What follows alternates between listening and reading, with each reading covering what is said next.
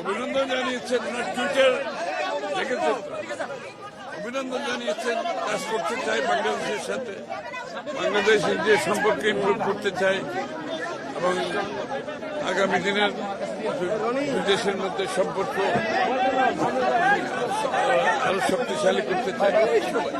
General কথাবার্তা, এরকম specific কোনো কিছু। আগামী মন্ত্রিসভা নিয়ে কোনো আলোচনা হয়েছে না আপনাদের বৈঠকে? মন্ত্রিসভা নিয়ে কোনো আলোচনা হয়। এমনি আপনাদের জাতীয় সরকার গঠনের কথা বলেছেন, আগে আগে আপনাদের ইশতেহারেও এটা ছিল, চেয়ারম্যানও বলেছেন, আপনারা বলেছেন। মানে আমাদের সাথে যুগপথে যারা আন্দোলনে ছিল তাদেরকে সাথে রেখে আমাদের 31 দফা বাস্তবায়ন এবং জাতীয় সরকার বলা হচ্ছে। আচ্ছা, এই যে আপনাদের যে গণতান্ত্রিক বিজয় বলা, আপনারা নেতারাও বলেছেন জনতার বিজয়, গণতন্ত্রের বিজয়, দীর্ঘ ফেসিবাদ বিরোধী আন্দোলন পর আপনাদের লড়াই সংগ্রামের যে প্রত্যাশা সেটা পূরণ হয়েছে। আপনারা যে ফলাফল এখন পর্যন্ত বেসরকারিভাবে পেয়েছেন, এটা আপনাদের প্রত্যাশিত ছিল? একটা কথা বুঝতে হবে যে বাংলাদেশের, এই কথাটা আমি প্রতিনিয়ত বলে যাচ্ছি, বাংলাদেশের যে কোনো কঠিন সময়, যে কোনো ক্রান্তি লগ্নে বাংলাদেশের মানুষ বারবার বাংলাদেশ জাতীয়তাবাদী দলের উপর আস্থা রেখেছে।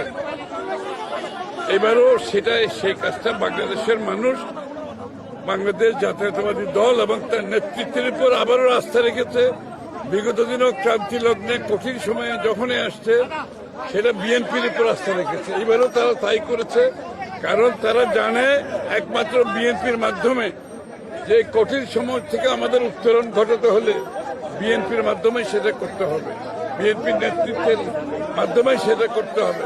এবং বিএনপির নেতৃত্ব তারেক রহমান সাহেব, উনি যে পরিকল্পনার কথা বলেছেন, যে প্ল্যানের কথা বলেছেন, এটা বাংলাদেশের জনগণ এটার উপর আস্থা রেখেছে। আমরা জয়ী হয়েছে বলছি না, কিন্তু আমরা বলছি আমরা বাংলাদেশের জনগণের আস্থা অর্জন করেছি। জয়ী হয়েছে একথা বলতে চাই না, বাংলাদেশের জনগণের আস্থা অর্জন করেছে। আস্থাটা রাখতে হবে, এটা অনেক বিশাল কাজ। আপনারা সবাই দোয়া করবেন। ভাই, একটা বিষয়, সংসদে যারা বিরোধী দল হবে, আমরা দেখি অন্যান্য সময় বিরোধী দল সরকারি দলের বিরুদ্ধে নানান ধরনের কর্মকাণ্ড করে, এইবার আপনারা বিরোধীদের মধ্যে আপনার আহ্বান কি থাকবে যারা হবে? রাজনৈতিক শিষ্টাচারের মাধ্যমে যত বেশি রাজনৈতিক শিষ্টাচারের মাধ্যমে আপনি আপনার রাজনৈতিক কর্মকাণ্ড পরিচালনা করবেন, গণতন্ত্র অত শক্তিশালী হবে। এবং আমরা যে গণতন্ত্র, বাংলাদেশের মানুষের রাজনৈতিক, সাংবিধানিক, গণতান্ত্রিক অধিকারের কথা বলছি, সেটা রাজনৈতিক শিষ্টাচার অত্যন্ত গুরুত্বপূর্ণ। সেটার ক্ষেত্রে সেটা সংসদের ভিতরে হোক আর বাইরে হোক। প্রতিবেশী দেশ সহ অন্যান্য দেশের সঙ্গে বিএনপির আগামী সম্পর্কটা কেমন হবে? এটা বিগত দিনে সবসময় ছিল বিএনপির। আমরা কোনো কান্ট্রি সেন্ট্রিক, কোনো দেশ কেন্দ্রিক আমাদের কোনো পররাষ্ট্রনীতি নাই। আমাদের পররাষ্ট্রনীতি সব দেশের সাথে, বাংলাদেশের মানুষের সাথে, বাংলাদেশের সাথে, এবং কোনো কান্ট্রি সেন্ট্রিক, কোনো দেশ কেন্দ্রিক আমাদের কোনো পররাষ্ট্রনীতি নাই। Thank you.